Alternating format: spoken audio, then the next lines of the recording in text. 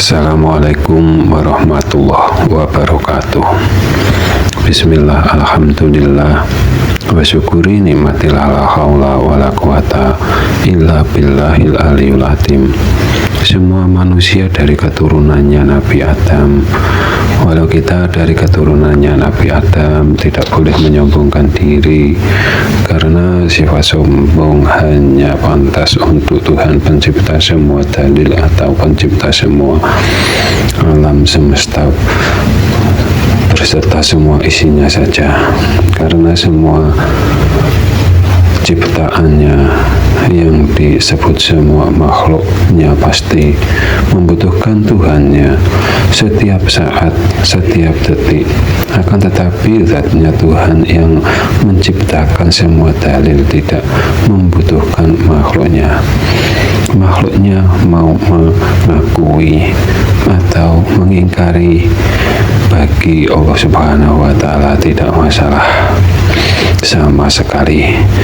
Yang merugi makhluknya itu sendiri, karena sebelum dilahirkan ke muka bumi ini dalam kandungan ibunya ada janji atau yang disebut dibekali agama Islam, atau ada persaksian dan pernyataan hanya Dia yang berhak dituhankan dan untuk dilaksanakan di kehidupan ini agar sampai akhir hayatnya tetap iman Islam.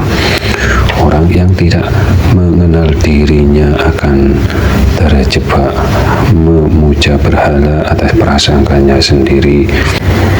Orang yang demikian karena sok merasa paling pintar, otaknya dan iman Islamnya atau iman ke zatnya Allah Subhanahu wa Ta'ala mereka taruh atau dipahami dengan hati pikirannya dan berujung bertauhid mujasimah Tuhannya disamakan dengan makhluknya atau disamakan dengan Adam atau manusia, dan fatal akibatnya karena menyelisih seruan ayat Al-Quran dalam memahami zatnya Allah Subhanahu wa Ta'ala.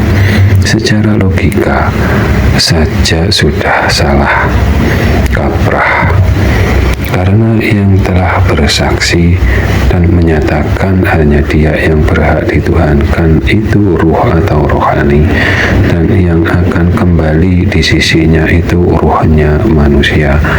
Dan jangan gagal paham, yang akan kembali dengan yang dituju itu berbeda 180 derajat. Kenali diri secara rinci agar tidak salah Tuhan, karena setiap bagian indera pemahamannya berbeda-beda. Mata hanya dapat mengetahui adanya zatnya yang mempunyai warna saja, tidak lebih. Telinga hanya tahu mengetahui atau makrifat ke zatnya suara saja, tidak lebih, dan seterusnya sampai 5 indera kita atau 5 indera kita. Pikiran dan hati disebut indera keenam, akan makrifat atau mengetahui atau pengetahuannya hanya sebatas yang dimakrifati panca indera kelima, atau juga disebut memori atau akal. Sedangkan rohani atau ruh dan jiwa disebut dengan istilah indera ketujuh. Bila diilmui dengan benar dan tepat, dapat makrifat ke zatnya Allah Subhanahu wa Ta'ala, dan itu setelah terbuka tirai penghijabnya. Dan yang onang membuka tirai penghijabnya hanya onangnya Allah Subhanahu wa Ta'ala yang mutlak hanya untuknya saja. Guru dan mursyid hanya sebatas penghantar saja sampai ke depan penghijabnya saja, tidak lebih.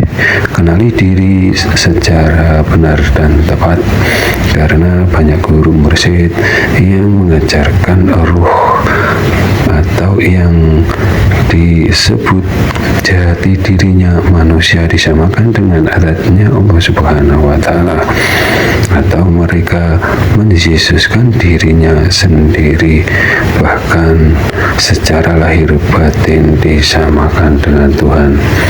Andai benar yang seperti itu, tentunya Nabi Musa tidak sampai dikejar-kejar Raja Fir'aun beserta pasukannya dan sampailah di India, dan akhirnya umatnya terbelokkan tauhidnya oleh Samiri, atau yang disebut Dajjalnya di umatnya baginda Nabi Musa.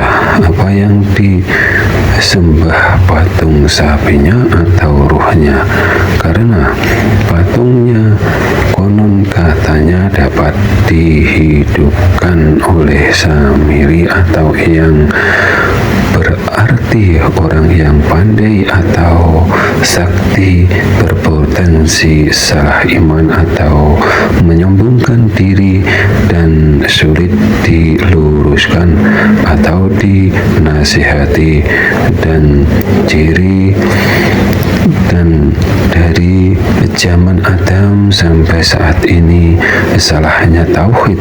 Mereka bertauhid mujasimah atau beranggapan Tuhan seperti makhluk atau seperti Adam atau seperti manusia.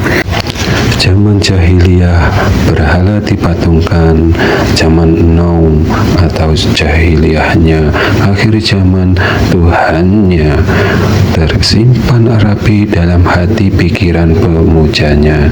Mereka menyelisihi seruan ayat Al-Quran dalam memahami zatnya Allah Subhanahu wa Ta'ala, dalam kurung menyembah berhala atau pemuja berhala. Apabila ada kata yang salah, kami mohon maaf. Akhiru salam.